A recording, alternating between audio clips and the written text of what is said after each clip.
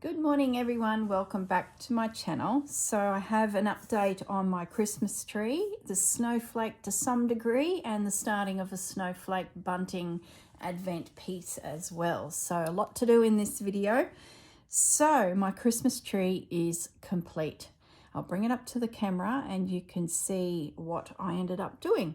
So the embroideries pretty much stayed the same, except I had Santa drawn and I decided not to use him and use the star instead, which I sort of figured I should have anyway in the first place. I'm not sure why I traced the 5 including the Santa, because I really needed 4 plus the star or an angel for the top of the tree.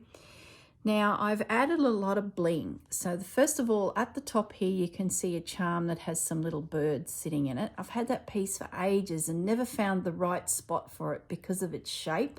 So hanging it on a charm on a journal sort of never really fitted correctly. So I finally found a home for that. I've included in here lots of little embellishments in the way of satin roses and organza roses, diamantes. Now this piece here, this is from a hair clip. Now I was a bridesmaid for a friend and we had this hair clip in the back of our hair, and it's been sitting in my cupboard thinking, when will I ever wear that again? So I thought, perfect. So I ended up grabbing it, pulling off the pieces that made it into the actual clip. They came off really easily. It wasn't real strong or anything. So they'd all popped off, and then I decided to stitch it into position. So it gave a nice decorative element, plus it means something to me. So it'd be nice to keep it there. I did confirm that the little bells were from my wedding cake. So I've put those there. It became a bit of a wedding memory piece actually.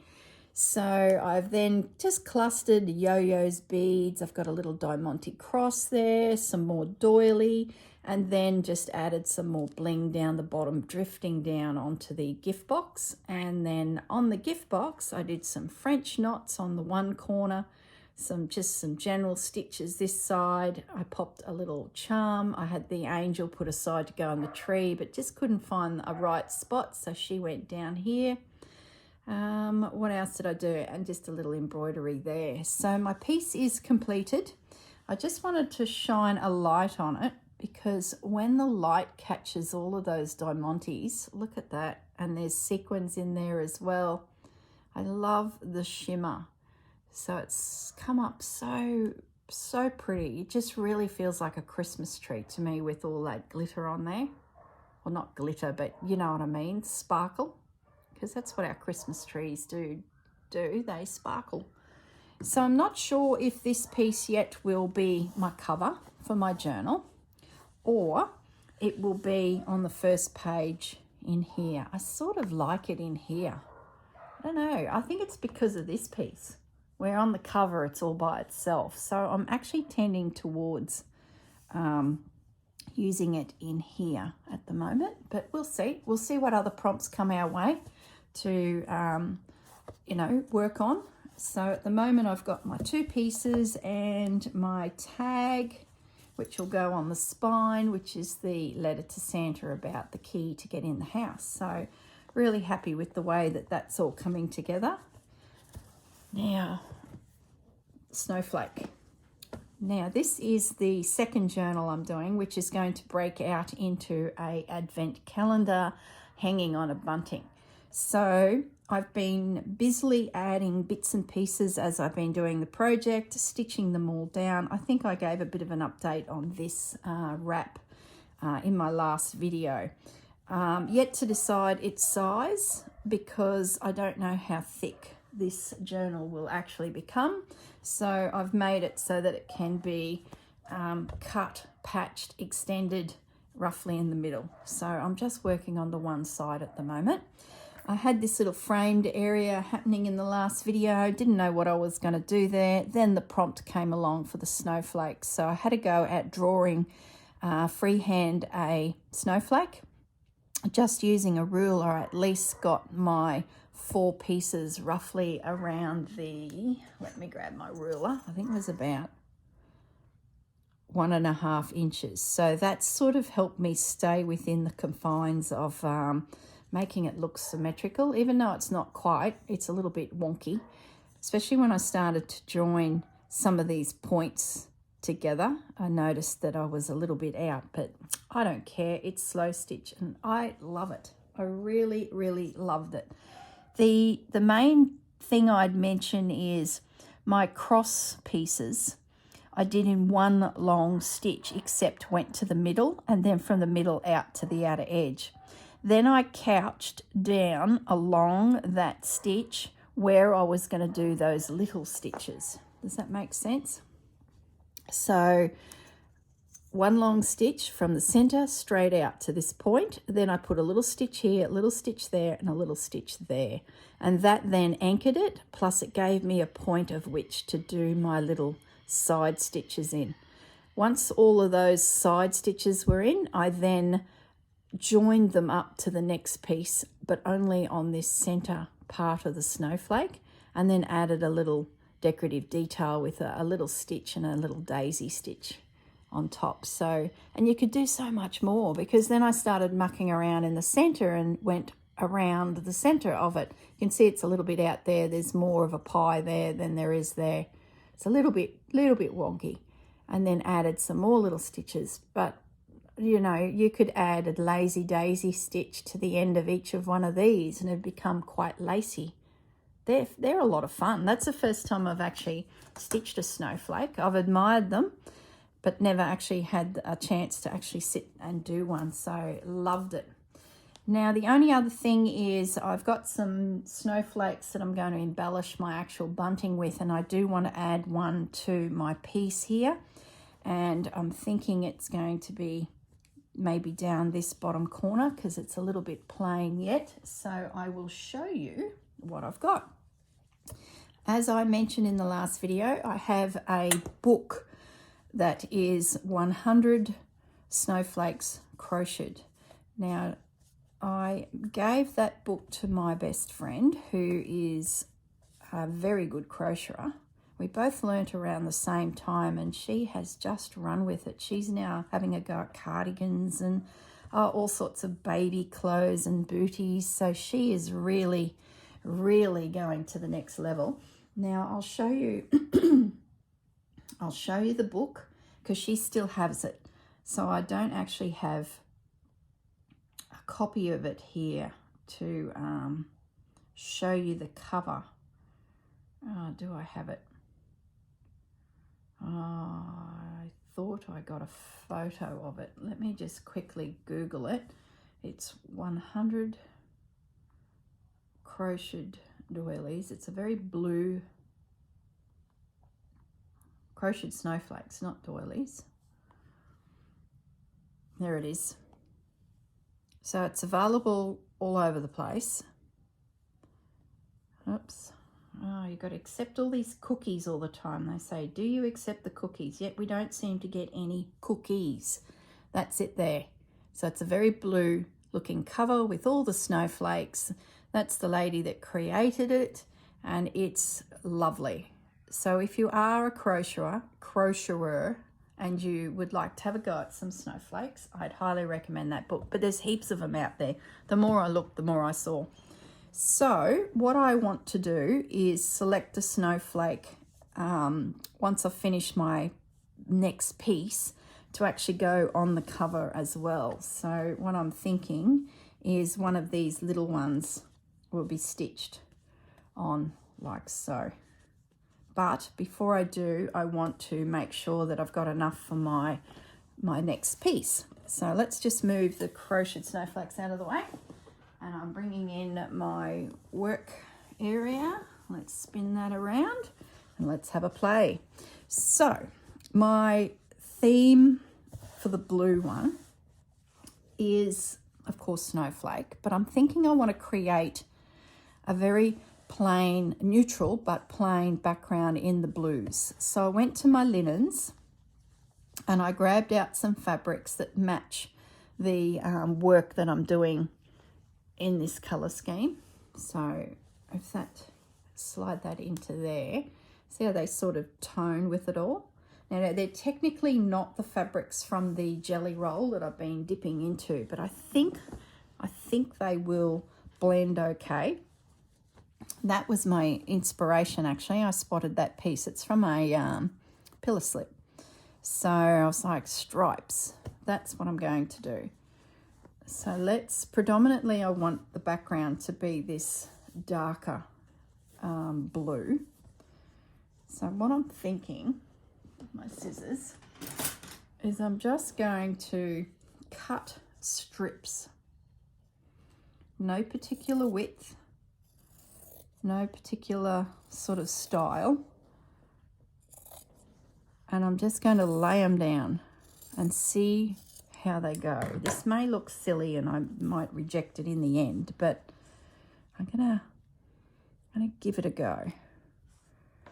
So I'm sort of creating the night sky, if that makes sense, with a series of layers. Now, I think the secret is not to make them all the same width. But I don't know, is that the secret? I'm just winging it.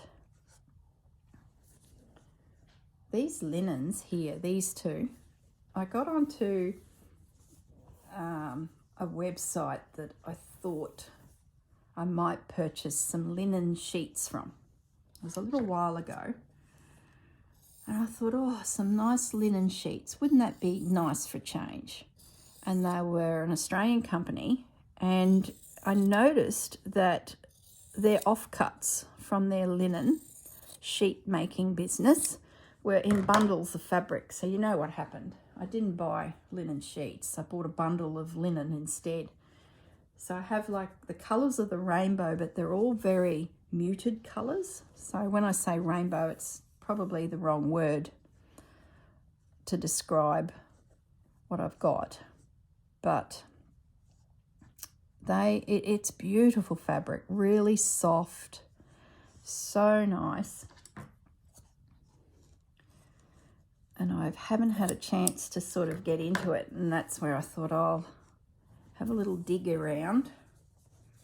All different size pieces in this gorgeous linen. So I was pleased when I saw that I had at least 3 that were very similar tones to my piece. So that's how this came to be, how I started thinking along the lines of using it. I wonder if I could get a piece of that off. Now the theory is I create all these bands or these strips, and then I'm going to stitch on top once they're secure, and I'm thinking I'll just do a running stitch. I don't think I'll do anything really decorative, because I want the background to sort of be there but not, if that makes sense. So I've got some button, there's bandit. I've got some little button hole, or buttons were on this pillow slip, so I've got a few little nodules there, which I don't think will matter too much because the snowflakes will probably cover most of the background anyway. That's why I don't think I want anything too decorative in the way of stitching. I just want to stitch it down. I think that's folded in half too, so I'm going to get 2 pieces out of that. Yep, lovely. And then using all of those beautiful snowflakes that my friend crocheted for me, I'm going to use them just coming down the page. So it'll be lovely to have them on the piece forever. It'll make me think of her doing that for me. I also plan to starch some of them, and I wonder if that'll tear. Don't know. I starch some of them and add a ribbon and stitch them. I'll stitch a ribbon on and hang them on my Christmas tree as decorations too.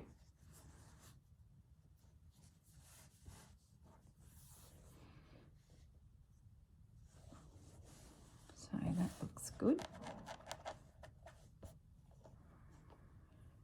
And that there.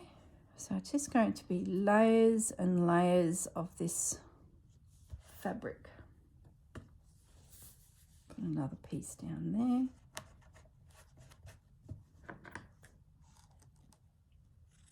And then I think I'll just pin it.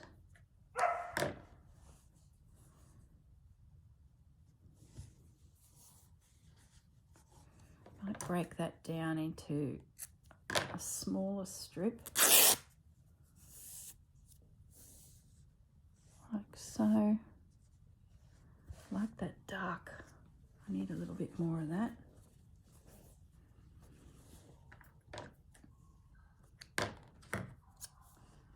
And then I'm hoping that it won't take away from the snowflakes themselves. Here's the theory. I guess if it doesn't look quite right, I can always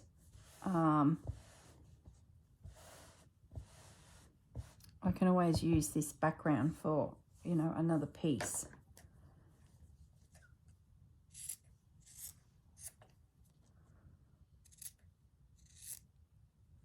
I don't know if I need little bits like this at all, but they probably just get covered by the snowflakes, but we'll pop them in for now.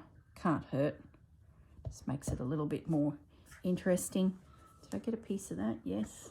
I think I need another piece of this. This is pretty.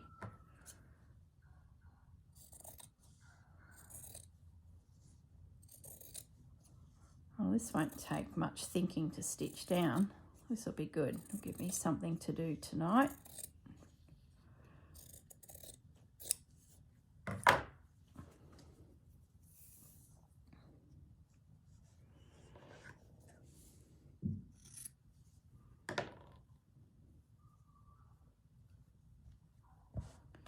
I even had a piece of denim lying on my table, and I was going to include that. Why not, I say. Do I slice it down a bit more, or do I pop it in under here?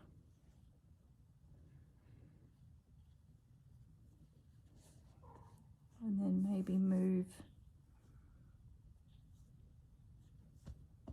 this over to here.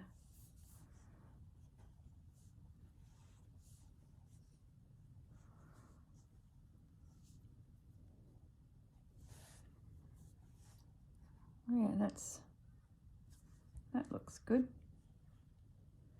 Happy with that. I think that's a good start. I could probably even bring in a hint of lace to it, but I think that before I go any further, I need to see the snowflakes on them and see if it's even going to work, this idea. Let's bring them all over. Oh, I've been itching to do this. There's one in particular that I think is just gorgeous.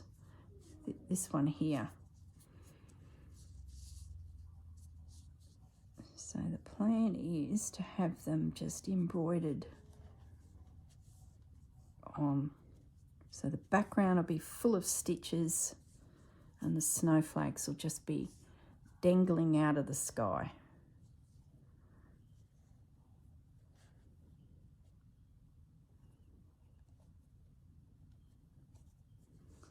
And which one was I going to? Oh, okay, so I've taken a little one aside, ready for my cover. And these threads that are still attached, maybe I can do something with them too. Maybe I couch that down so that they're like Christmas decoration snowflakes, you know, with that line. Is there a right side? I can hear a grinding sound, guys. Just give me a moment. I think Bandit's chewing the house. Hang on. Bandit. He must be teething because he's taken to sitting next to the brickwork of the house and just grinding his teeth on it. And he does it a moment and then he's off. And I think I just heard him doing that. So the dog's eating the house. Goodness me. I like when the thread is coming from the top of the snowflake, the point. So I think that one there, the thread's in the center there. That was the ending spot there for the crocheting. So I'm just going to stitch that around and have it look like it's coming from the point, or the picot is the name of that. That one there, I like it in the middle.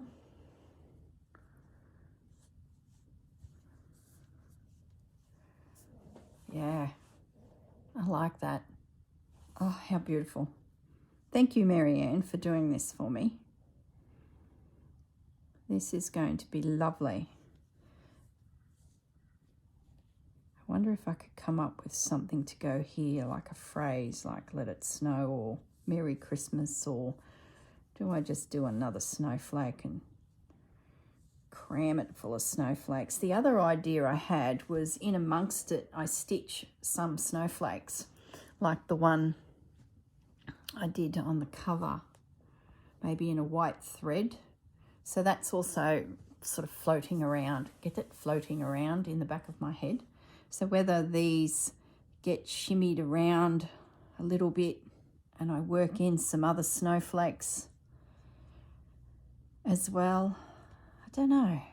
We'll see. I think what I'll do first is just get it stitched down, the background, and then once I get this all nice and secure and in place, I will then have a good think about my actual snowflakes. So where's the rest of my pieces? The big thing is that it all matches, because technically I'm not using the fabric that I have so far. So I've got to be a little bit careful that I don't start drifting away from my theme. Yeah, no, that works beautifully. And I can always bring these elements into future pieces. Yeah, that'll work. I'm happy with that. So I'm not getting off the task color-wise. There are some fabrics. Maybe I have just a quick little look in the pot here. There's some scraps. So there's an opportunity to bring in some little pieces, which I might do, but we'll see. I think there'll be enough going on. Oh, look, maybe I can use that. This is a piece that was gifted to me, or no, I found it actually at an op shop in a bag where you get a heap of random items.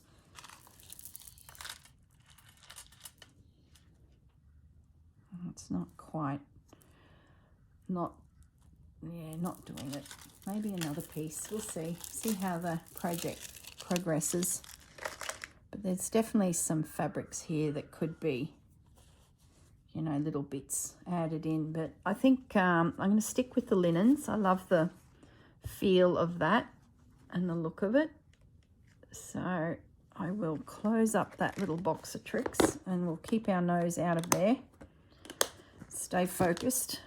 These remaining linens can now be added to the overall project so that I use them again somewhere to sort of tie it all in together.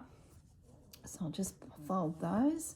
Like I said, these were from a factory that makes linen sheets. This is a linen placemat that I picked up somewhere in an op shop. I think Kmart sells similar things. This, I think, I got no idea where that come from. It sort of feels like it.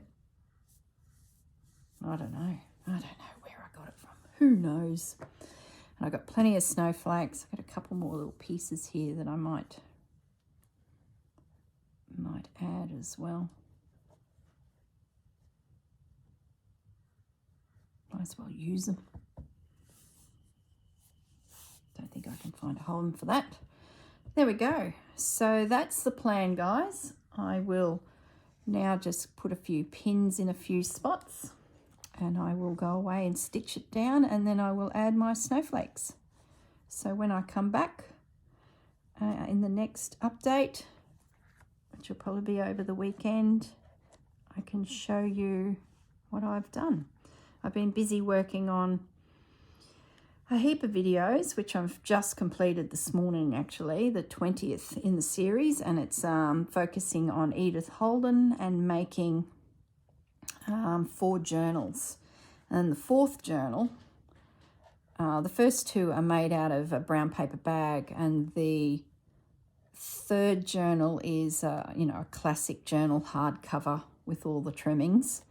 And then the 4th, you wouldn't believe it, I drifted back to the Journal of Stitchery project and covered a cover and stitched in the pages for future stitcheries. So actually I'll show it to you, seeing it's sort of right up our alley, the Journal of Stitchery ladies that are watching this. And it's got some birds on the cover from the Tim Holtz fabric, and it's come up so well. Just makes me want to go off on another tangent of stitching birds, do a study of lots of different birds. But one must stay focused. We are working on Christmas, and there's hours of work in this project. So, yeah, need to stay a little focused. But it took 20 episodes to do the 4 journals, and I'm really happy with them. So I'm pleased that that's filmed and set. So those episodes just will come out daily between now and the end of the month. And then in amongst it is, these projects where I can just slide in and show you the latest creation. So that's nicely pinned, nothing moving. So now I'm just going to run some stitches down it. I'm thinking I won't use Corrine.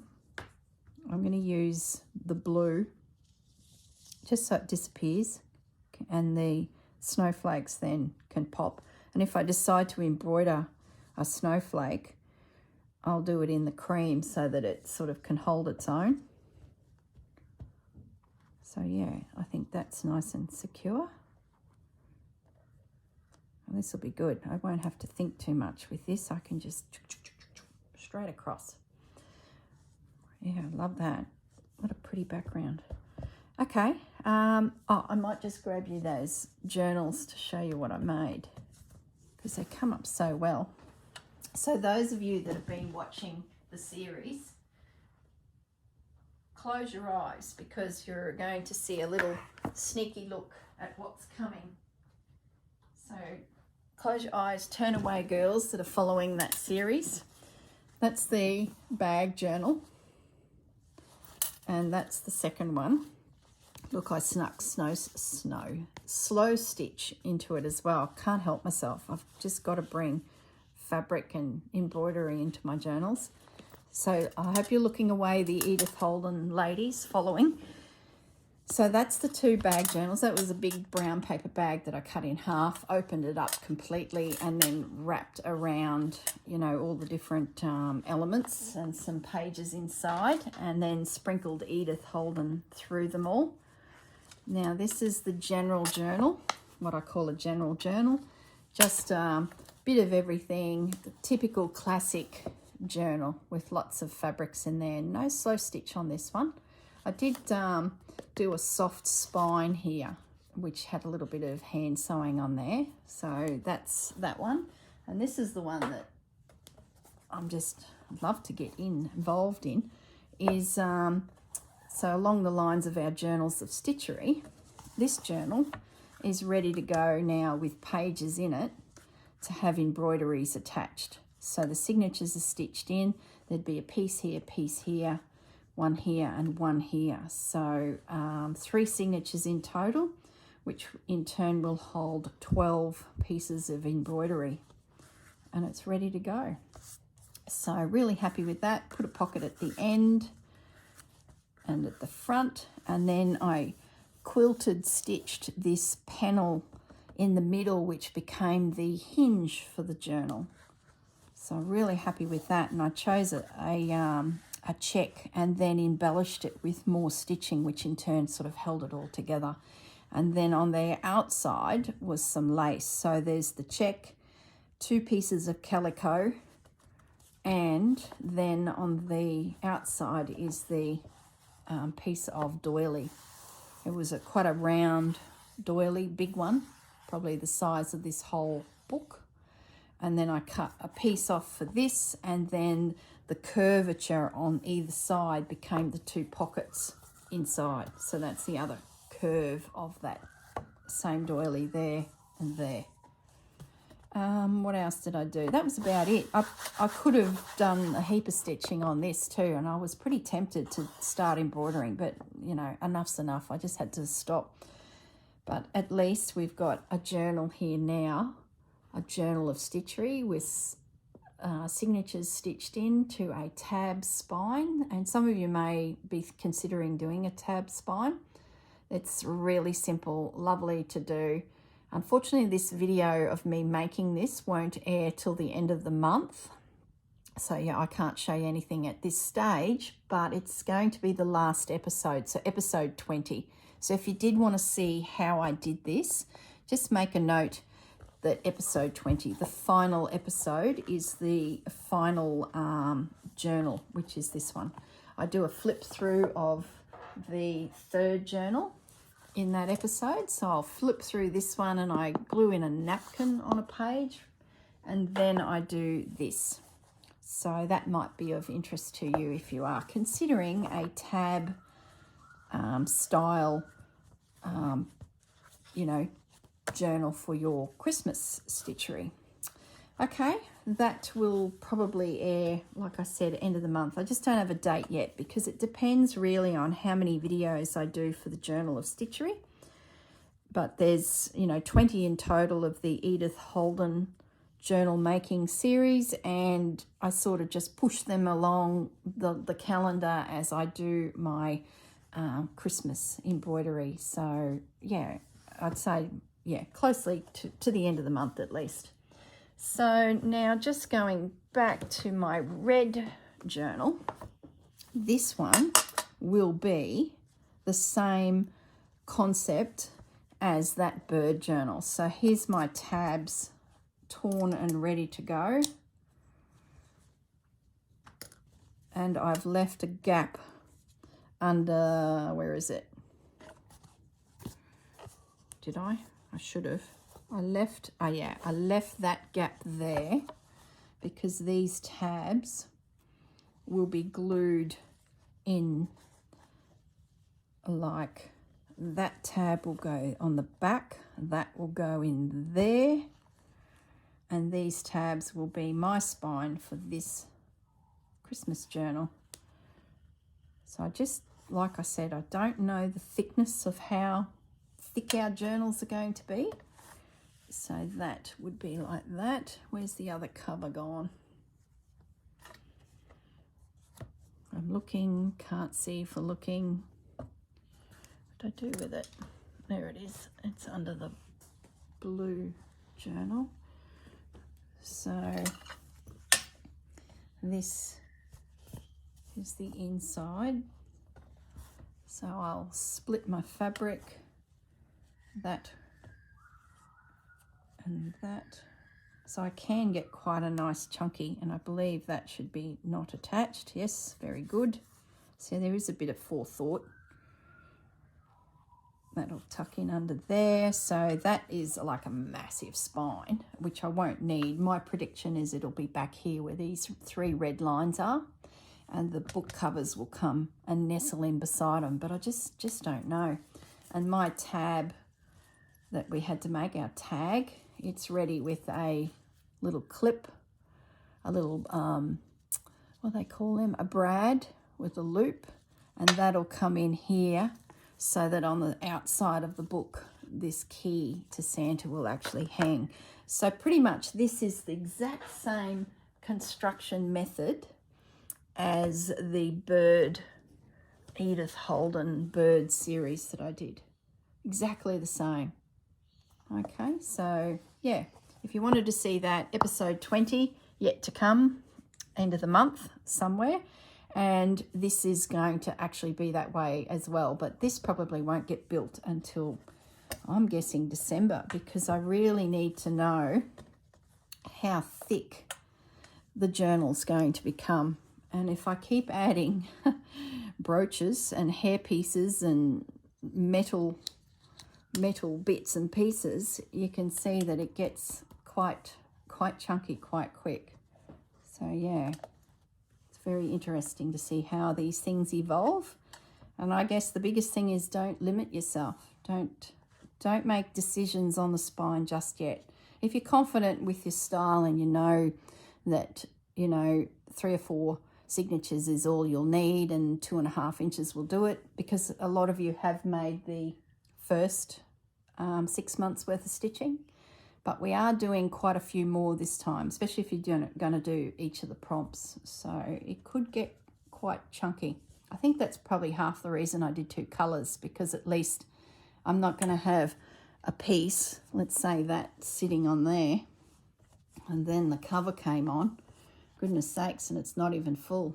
So that's why I split it into 2 journals. So I don't know, see how you're going with the project, and you might find that you need to actually consider that too, because it's getting, you know, big. And this is going to be a wraparound. It's like a snippet roll, but big, catching all my snippety bits. Okay, I'm going to leave it at that. I've got some stitching to do. I can pop all that to one side now and get myself stitching here.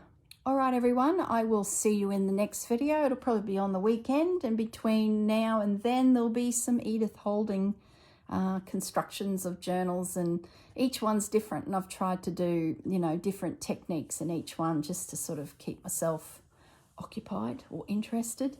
And I've snuck as much stitching as I can into it as well, because at the end of the day, that's probably my first passion. Okay, everyone, look after yourselves, and I'll see you all in the next video. Bye for now.